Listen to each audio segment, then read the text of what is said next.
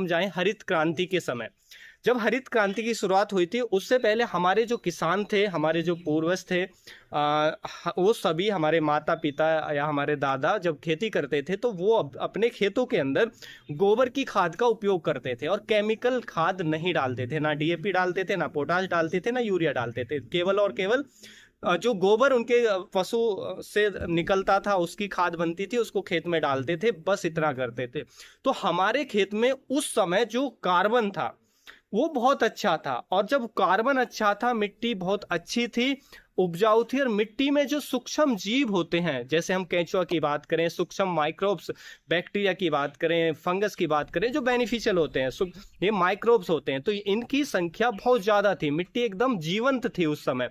तो उस समय हमारी मिट्टी में ये सब चीजें, ऑर्गेनिक खाद बहुत अच्छी मात्रा में थी, लेकिन कमी किस तत्व की थी उस समय कि जो हमारे न्यूट्रिशन है, यानी कि फास्फोरस की हमारी ज़मीन में कम था, हमारे फसल को नाइट्रोजन कम मिल रहा था, इसकी वजह से फसल अच्छी नहीं हो रही थी। लेकिन जैसे ही हमने थोड़ा यूरिया डीएपी डालना शुरू किया तो फसल बहुत बेहतर हो गई।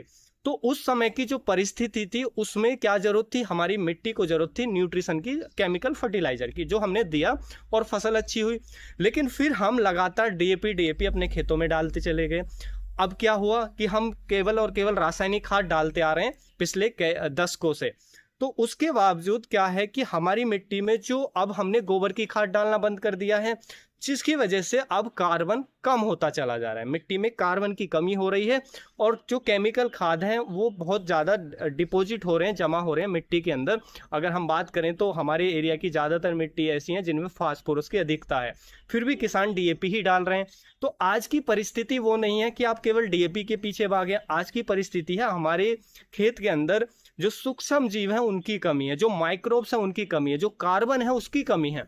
तो उस आज की परिस्थिति कहती है कि हमें अब ध्यान देना चाहिए गोबर की खाद डालने पर, केंचुआ खाद डालने पर, या हरी खाद खेत में उगाने पर। इनमें से जो भी है वो अपने खेत में जरूर उगाएं।